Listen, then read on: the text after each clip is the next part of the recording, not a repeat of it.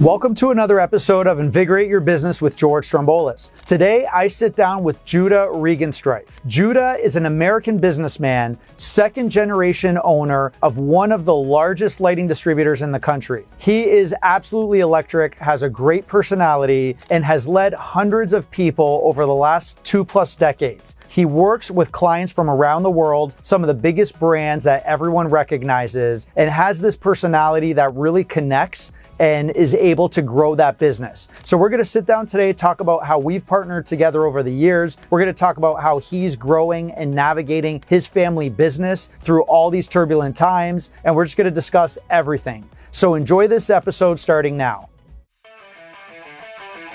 My name is George Stroumboulis, and I'm extremely passionate about traveling the world, meeting new people, and learning about new businesses.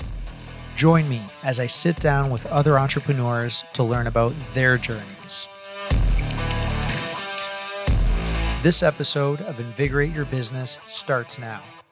We've got a special guest here today. It's going to be a quick one because we have meetings. Yes. Just found out yesterday you're in town and wanted to make this happen for a long time. Man, and thank you. Thank you for carving out time to even have me here. This is an honor. You kidding me? It's, yeah. it's Judah. I got a little intro I want to read for you. Yeah. Okay. You're going to tell me how close it is, how off we are, but I feel it represents who you are as a business leader. So we'll read this. We're going to talk about a bunch of different things today. Okay. Yep. So today I'm joined by a leader who has become one of the most respected figures in the lighting and supply industry, Judah Regenstreif, President of Regency Supply. Judah represents second generation of leadership at a company that has evolved from a dedicated lighting distributor into a major national player in electrical supply, logistics, and full-service solutions. Over the past 2 decades, he has worked across nearly every part of the business, from customer service and sales to operations, culture, and strategic growth, helping guide Regency through industry shifts, acquisitions, and a company-wide transformation. What stands out about Judah is his commitment to people. This is a big deal because I've experienced it firsthand with you. The culture he builds, the long-term partnerships he maintains, and the integrity with which he leads. And on a personal note, Judah and his team were among the early believers in my company. We spent time together on the factory floors in China, overseas in Europe, learning, and not just learning about, our businesses, but just as people, right? That relationship and trust has played a meaningful role in our growth. I'm honored to have you here today.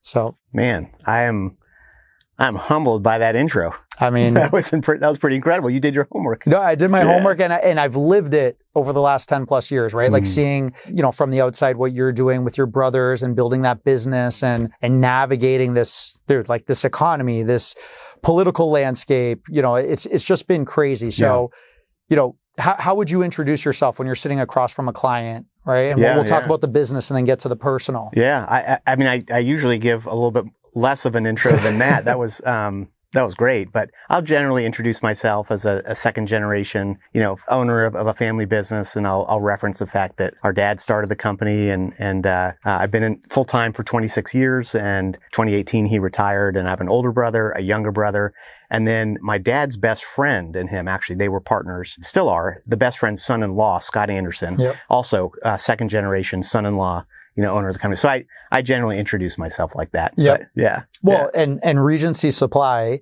and this is an exaggeration, top 5 distributorships in the country, easily. I think it's, the landscape, as you mentioned, has changed so much over the years with technology and innovation. And then you throw in COVID and what happened to a number of different distributors, across the industry. But yeah, I think we're probably still top 5. Yeah. That'd be my guess. Yeah. It's a household. And then the names and the brands that you and your team service, it's household names, it's global brands, not just in this country, but around the world. Just pretty impressive. And I've seen it early on for over a decade on just working together. But so talk to me, Regency, your father and his partner played, a pivotal role on where you guys are today. Yeah. But where and how did they start and get into lighting? Of all industries, right? Yeah. Great question. We moved from New York in 1980. My dad went to work and was selling home insulation locally. Residential homes and whatnot, and his best friend Mike Goldstone had stayed in New York, and he had actually gone to work for a lighting distribution company in Manhattan. And then Mike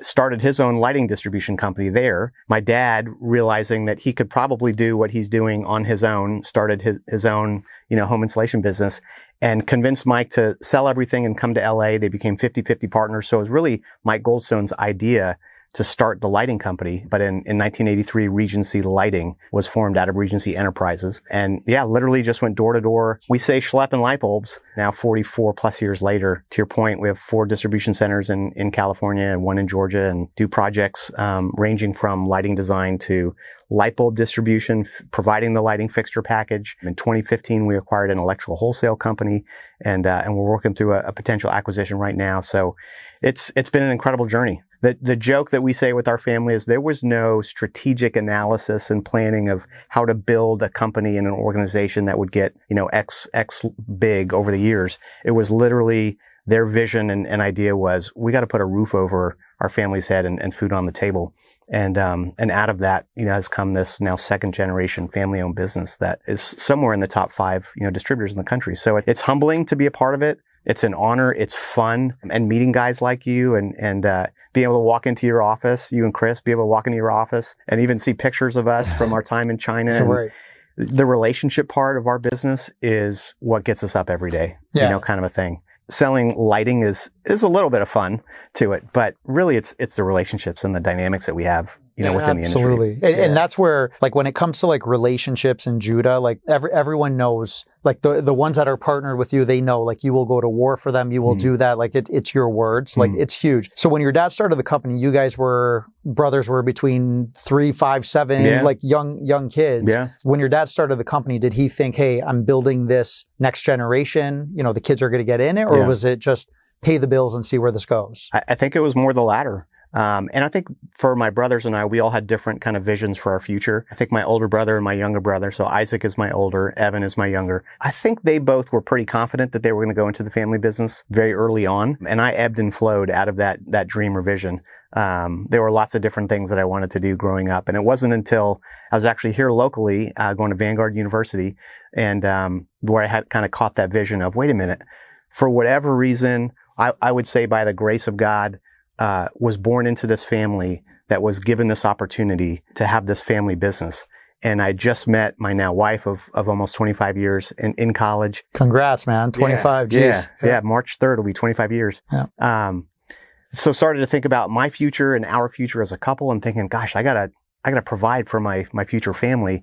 And at that time, our business was really starting to grow. We had recently opened up in Dallas and Atlanta, started to pick up a little bit of momentum with national accounts. So I saw that as an opportunity, to go to work for our family business. So mine was more of a later understanding in terms of direction. But, what were you thinking before that? Like before you said, hey, I need to get in here, like where did you want your career to go? Yeah. So, great question.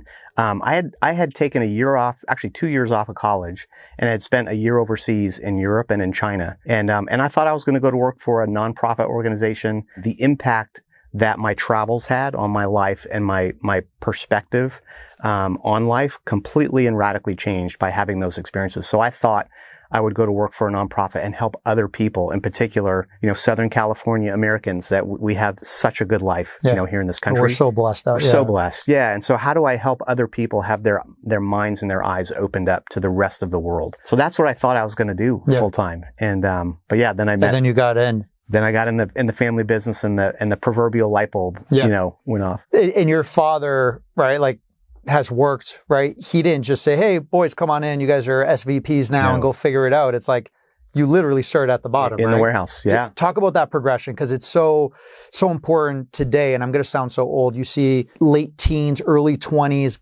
kids who are finishing university that think within 2 years they're going to be their own boss and they're going to do this, and it's good to have aspirations, but like the reality is, especially in a family business, you have to start at the bottom to gain respect from your peers and to learn the business, right? I think so. And I know some would even say, don't go into your family business at first, right? Like spend a couple years working for someone else, totally, and then bring that experience into your family business. We all could have done that, and we chose, to not, and to just come right in the family business. But yeah, I mean, you could argue that the progression really started. I literally remember at 7 and 8 years old coming into the office with my dad, and we'd open up the mail and I'd read, the amount of money that came in, and he'd be working on his calculator. And so I remember like doing stuff like that, or this was before some technological improvements and advancements on shipping, but we used to stamp like the Regency return address on every envelope. So we'd get paid like 25 cents every 30 minutes or something to just be stamping, hundreds of envelopes. But then, as we got older, got into the warehouse and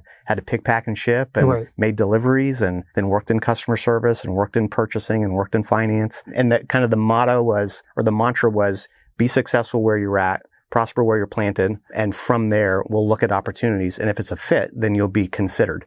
And so really had to kind of prove our worth and our value in every role. And to be honest, I kind of even still have that mindset now to where, a big picture, if there's someone within our organization that we believe could do my job better, I would be happy to step aside and say, man, if you can do my job better than me, why would I not want you to do that? Right. From a bigger global perspective of a healthy organization, I want the best person in the right seats. Yeah. Right. And if that's not me, then I need to step aside and allow that to take place. So, ownership, you can't take that from me, but my title, my position, I want the best possible person in all the right important seats. So we still kind of have kept that mindset. Absolutely. Yeah. And like, a family business, it's not like I grew up in the restaurant industry. Yeah. It's like, hey, you could take over the restaurants. Yeah. Right. And it's like, it's different. Like this is corporate. This is, right? Yeah. Like you look at it. So your father retires in 2018. Yep. Right. Yep. At that point, he was clearly confident that, hey, next generation can take this over. Yeah. Because very rarely do you have an organization where it's like, the children can take it over and prosper, but you guys took a traditional business and have pivoted to another level, right? Yeah. Like they must be so proud looking at where the company's gone, surviving all this and growing. I hope so. Dad, if you're watching, I hope so. I think so. Yeah, they see the numbers. They know what's going on. Yeah. So how is it now? Everyone has their roles, but like working with your siblings. Yeah. How is that? Like the good, the bad, the ugly. Like how do you guys stay in your own lane? Yeah. And have your eye on the big picture? Yeah. Great question. And we get asked that all the time when people find out there are multiple sons. Yep. In the business, and how does that work out? And I would say, if I'm looking at my brothers, and if I'm talking to you right now, that because you're watching, this podcast, I would say that my brothers are some of my best friends. And so that, I think that has enabled us, to get along running the company. And I think we all have a fairly healthy, a pretty healthy and humble perspective of ourselves and our own giftings. And so recognizing each other's individual gifts and the role that they're in it really is apropos or just perfect for the roles that we're in. Sure. Right? So I think having that mindset and understanding of you fit this role because of the gifts that God has given you. And so I want you in that role. Right. I'm not going to fight or argue for this position or that position or this title or what have you. It's where are your greatest gifts that will translate to the greatest contribution to the organization, rather than fighting or debating, over a title of some sort. And everyone wins, right? When you're doing that. Everybody wins. Yeah. So we have disputes for sure. We have arguments and we don't always necessarily see that the path or the direction we're going is the right one. Yep. But we acquiesce to each other. We debate and then we agree and lock arms and move forward. Yeah. And if we have to adjust and pivot, we do. So I think we approach it as, hey, we're doing this as a team. We've all got our individual roles. Let's support each other. If we made a wrong decision, let's pivot. If it's a good decision, let's celebrate and go after it. And it's, so far it's working. Yeah. And no better person than your blood to have your back, right? And family and good friends too. Yeah. Like I see it with our company. Like if it was just me, sole owner, it would be lonely. Yeah. Right. You want to bounce ideas, good, bad. You want to do that. Like it's so vital. Yeah. Totally. Right? Because you stay in your lane and with stresses and everything, like it's good to tap on people. Yeah. And there's got to be trust, obviously, and there's got to be relationship that has to be built and worked on, and grown in that. But I wouldn't want it any other way. I love doing business with my brothers. That's awesome. Why would I not? And I think we even learned that from our dad and his best friend, Mike Goldstone, right? Of the early employees were all friends. They were all like friends and family. And I think the idea and the mindset was we've been given something pretty amazing. Why would I not want to share that with friends and family? If I have a business that I can invite a friend to where they can make a great living and provide for their family, why would I not invite them to in fear of, but what if it doesn't work out and the relationship sours? All right, well, so let's talk about it. And as long as you do your job and I do my job, there shouldn't be any conflict and we'll both win. And Judah, that's where I've struggled personally. Yeah. Right. Like over the years, and I've tried it recently with people who are friends, right? Yeah. And some even family. And I'm over cautious about it. Yeah. I'm just like, hey, this is why I don't think it'll work, but this is why I do think it'll work. And so far, like it's worked out great with certain people. Yeah. But I know you guys are big on that. Yeah. And clearly it shows. Like everyone, works together. And I don't know, maybe it was the way I was raised, but it was like, if it doesn't work out, then it comes home and then it's your added stress. Totally. But who else is going to have your back, right? Like you're good friends and you grow together. Yeah. So I'm learning. I mean, I think it could be an added stress, right? And lots of conversation has to be had. There's got to be, full transparency and whatnot, and things laid out on the table as far as roles and responsibilities and expectations. Yep. So it does have the potential to go sour. And I would say not every relationship that we've brought into the company that has ended for some reason or another necessarily ended well per se. Like there's some that have left disappointed or frustrated, in full transparency. But there's also hundreds of people when you're a large organization. Yeah. Clearly that's going to be the case, right? It won't be perfect on that. But yeah, that's been our take, with family and friends of like, why would I not want to do this with the people that I love? So it's a great one. So to the listener, we have listeners from around the world, right? Different industries. So when we talk about lighting and distribution and supply, like it's anything, there's a new building that's being opened up. Yeah. You are the expert, your company is the expert where you come in, you do the design, you supply the wiring, the lighting, everything, right? Yeah. What's changed over the years from when you first started to where we are now, like just like industry changes? Is there anything that you're seeing where you're like, there's shifts here and this is how we've adjusted? Yeah. COVID's like the big one. Yeah, totally. But what have you seen over the years? Man, and you've seen it too, just that the technology was a game changer for us all the way back from, 26 years ago, you're getting in and you're selling halogens to replace BR and R40 and R30 lamps, right? And so you went from these incandescent halogen lamps to compact fluorescence. And when that happened, there was a big scare, right, of, oh my gosh, you put in an incandescent halogen in a retail, restaurant, hotel, commercial application, that light bulb's going to be on 12, 14 hours a day, 7 days a week, which means it's going to burn out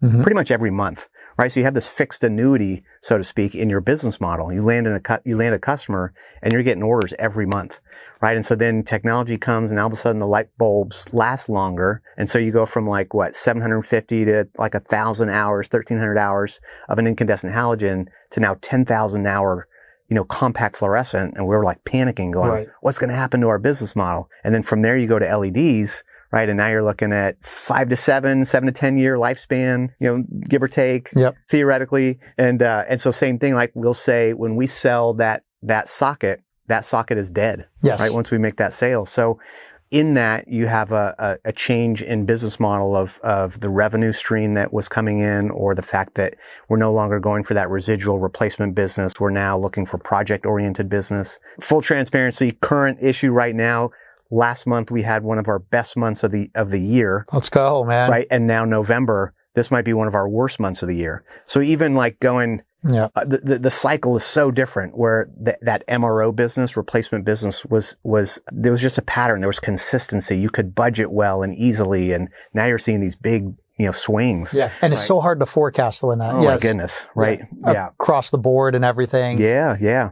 Just really quick on relationships, right? Yeah. So about a year ago, we adjusted. We had to adjust some stuff, right? And we shifted our business model slightly. Yeah. And I call you. You're one of my top 3-4 people that I had to call, right? Yeah. And just be like, hey, we're adjusting this. And again, we don't have to share on camera what it was, but the way you absorbed it, responded, supported, and say, hey, man, appreciate your transparency, appreciate our partnership. You got to do what's best for you. And gave that encouragement, right? Yeah. And I gave my word and stuck to it. And then since then we've pivoted and now we're tackling the world with certain clients and whatever.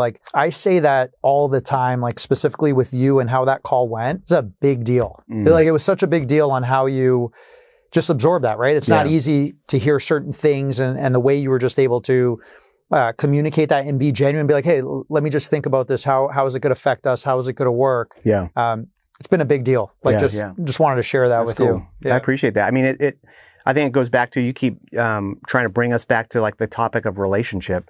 And I think that's at the root of it, right? Of finding and developing like-minded people that you trust and respect and enjoy being with, and wanting to start and develop partnerships together so that when those things happen, that was a no-brainer, easy conversation and decision to have with you, because I love you, respect you, trust you, and I want to be there for you as best I can, for you personally and professionally. And so how do we make something work where we both long-term big picture win. I appreciate that, man. But that only happens after you make the decision to invest in somebody, right? To see the value and the importance of strong relationships. That gets birthed out of that. Yeah. So to not see you as a transaction or even just a business partner per se, but like, no, I'm invested in George and his wife and his kids and his family and Chris. And like, I care about you. So why would I not want to create a win-win scenario, you know? That's huge. And something else worth mentioning too. So when we're approaching 10 years, our 10-year anniversary, and before or right when we launched, we had talked to you and we had talked to Cam. Yeah.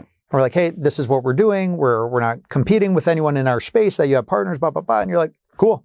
Can we walk in with this client, all global brands? And we're like, wait, we just came up with our logo and general plan. And you guys are like, you ready? And then within a year, you know, we're going to China. And within a year, we're in Sweden talking to the biggest retail in the world. And it was like, wow. Like it was just insane where you guys did not need to do that because you have hundreds of options, right? So like, you just think of that and you're like, back to the relationship. That's why, like, even in the intro, it comes down to people, like clearly what you value. It was just very cool to see that and experience that and then try to be the same back, right? You know, in every way. Well, you and Chris are. It's why we continue our friendship, why we continue our business partnership, why my staff, my team, both operationally and sales, enjoy working with you guys, because you both embody that as well. That vision, passion, understanding of, at the end of the day, I mean, they're cool and fun but it's just a widget. It's just a product. Exactly. When I lay my head down at night, I want to feel good about the people that I'm working with and how I treated them and how they're treating me and et cetera. So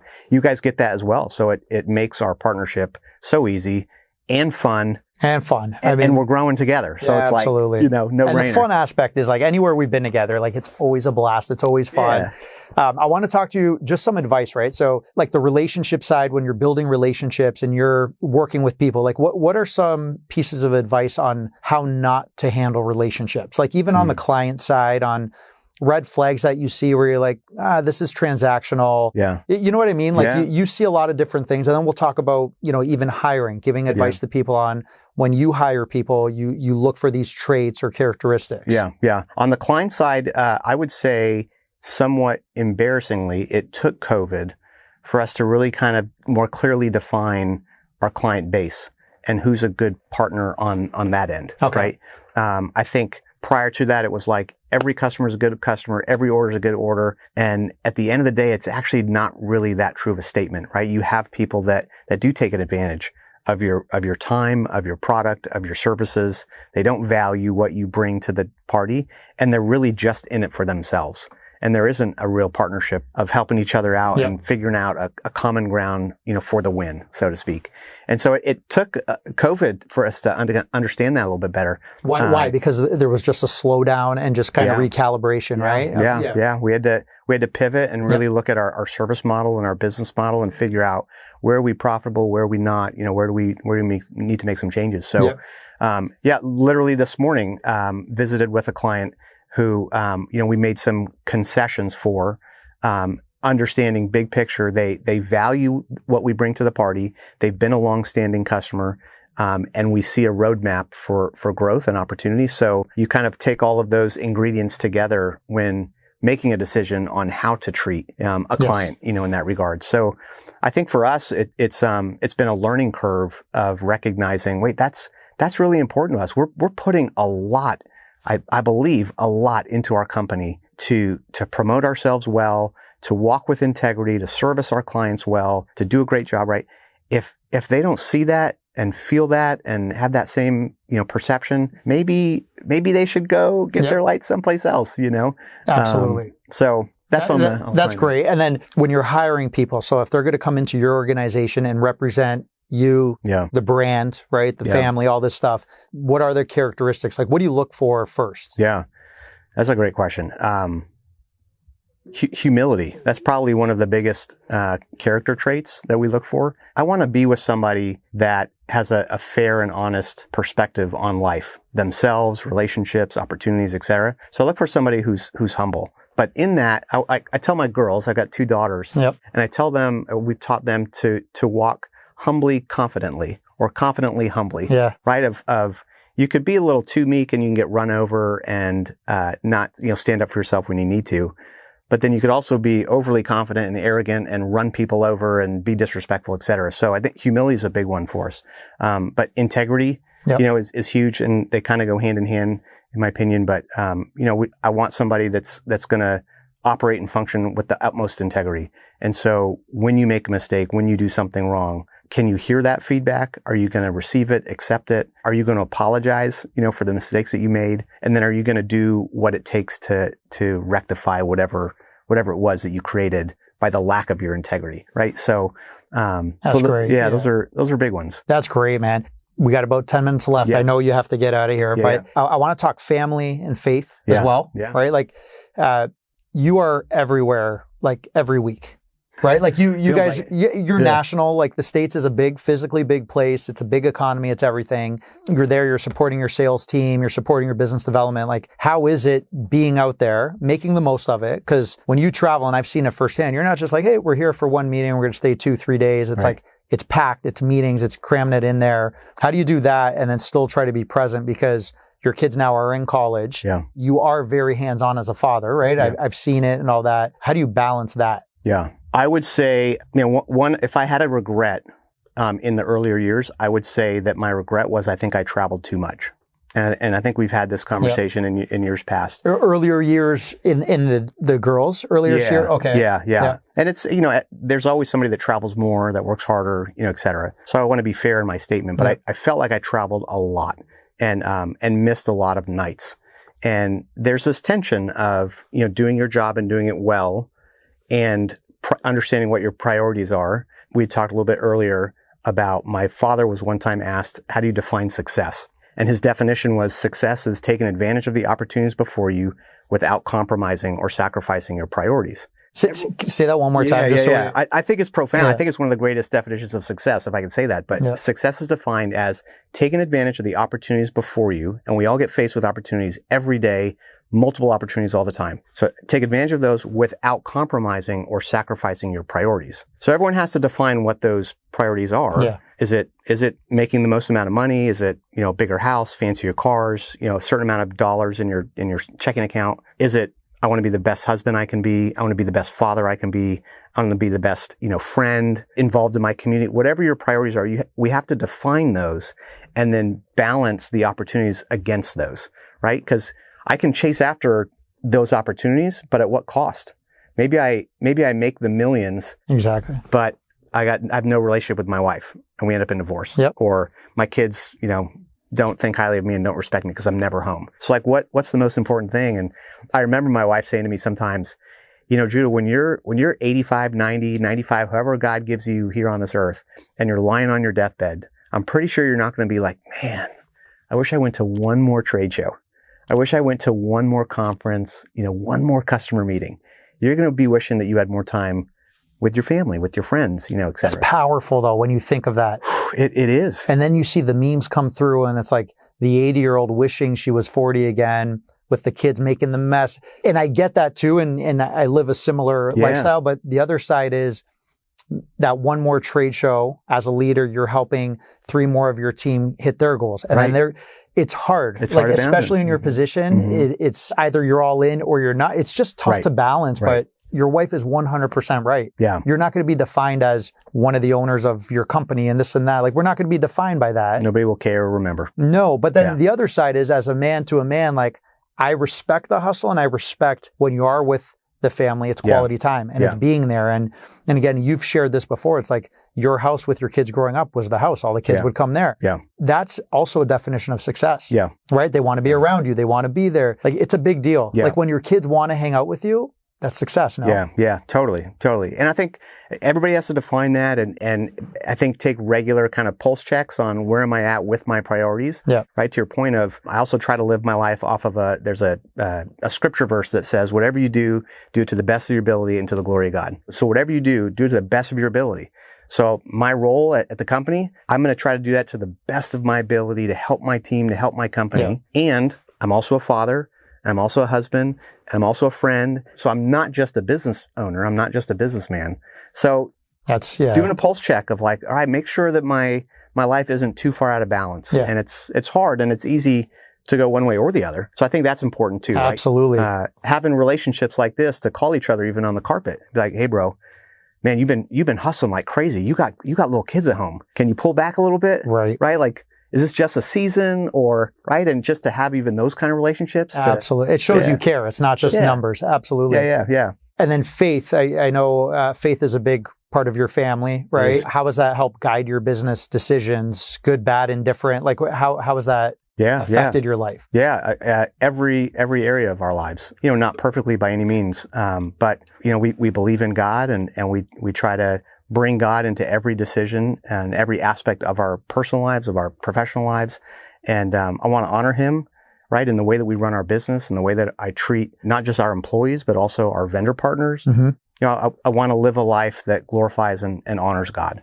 And so when we're looking for people to hire, when we're looking for vendors to partner with, when we're setting up contracts and agreements, I want it to be win-win, right? Like that is part of what we would believe are our Judeo-Christian values of, love your neighbor as yourself and treat others as you'd want to be treated. And that plays into how we do business. It really does. Yeah. I don't want to, pardon the expression, screw you on a price because I'm trying to just get mine. You know, I need to be profitable and et cetera, but I also want you to be profitable. And so how do we make it a win-win? And that mindset, I think, is different.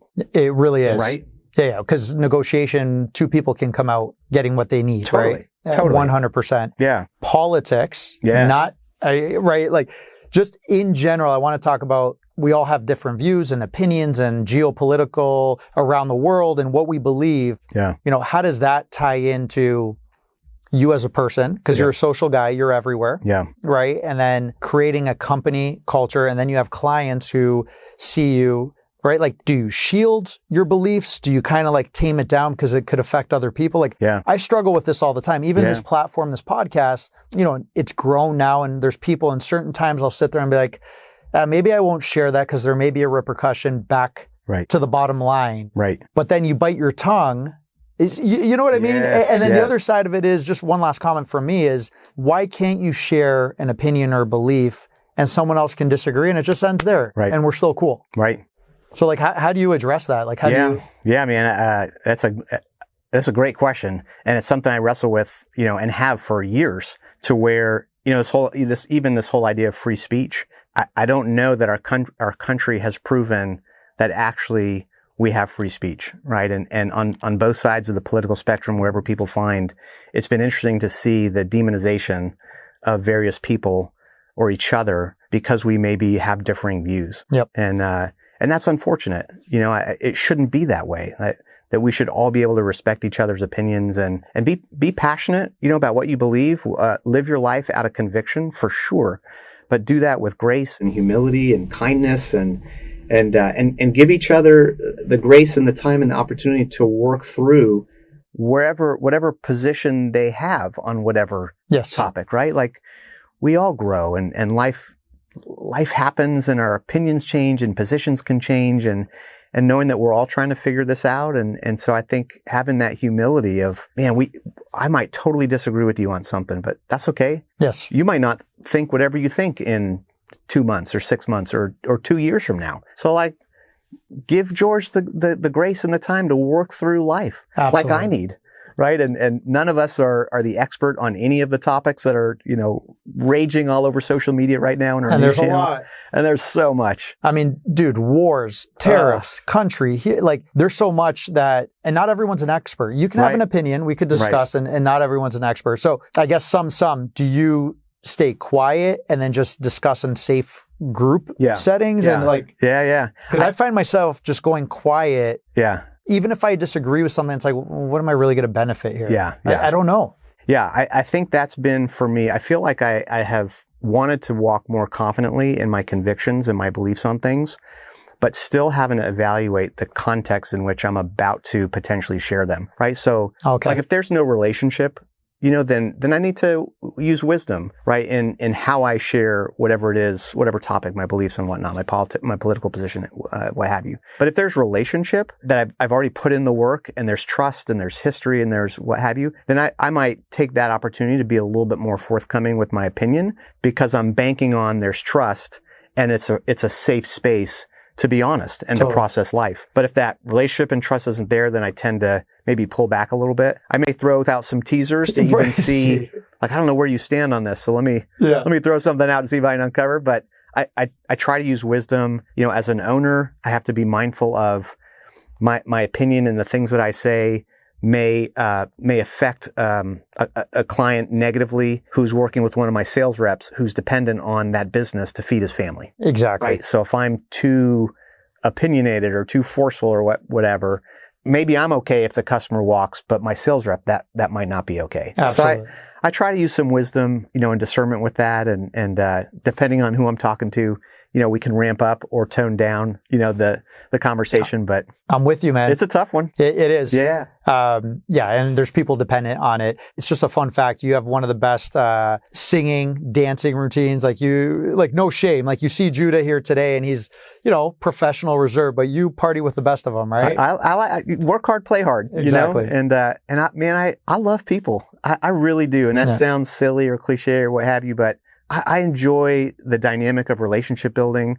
I love to make people laugh, you know, and smile. And I often, maybe this is insecurity in me, of sometimes I wonder if I'm not corporate enough, you know, that I'm too relaxed, and I like to have too much fun in even business settings. But man, I just feel like life is tough. Yeah. And so many of us are going through all kinds of hard things at various times in life. And there is a Old Testament psalm that says, laughter doeth good like a medicine. That's powerful. Yeah. And sometimes we just need to laugh a little bit and have a little fun and not take life so seriously, you know? So, anyways, I'm with you. We'll put B-roll up of you dancing at the shows and all day. And then just finally, best way to get in contact with you if you want to get spam, regencysupply.com. Yeah. Judah, Regenstreif, we'll have the name up there as well. Yeah. LinkedIn, maybe they could connect with you. Yep. Yeah, just Judah at regencysupply.com. Yeah, my LinkedIn, my cell phone. I'm happy to give the cell phone out, 805-312-1543. Let's go. So, but anyways, would love to connect. Yeah, man, I appreciate it. I know we could talk for hours, but we got it in the time slot we had. George, thanks for having me. And this is so great. I love watching your podcast. You are so good at this. You're relaxed. You're comforting. You're easy to talk to. You ask great questions. Appreciate so this that, is fun, man. You make it easy, brother. Cool. Thank you so much, man. Yeah, man. We'll do this again. Thanks for listening to this episode of Invigorate Your Business with George Stroumboulis. Please hit the subscribe and like buttons and follow me on all the main podcast streaming channels. Also, please share your comments when you can. I appreciate your help in expanding this network to a worldwide audience. Until next time, stay invigorated.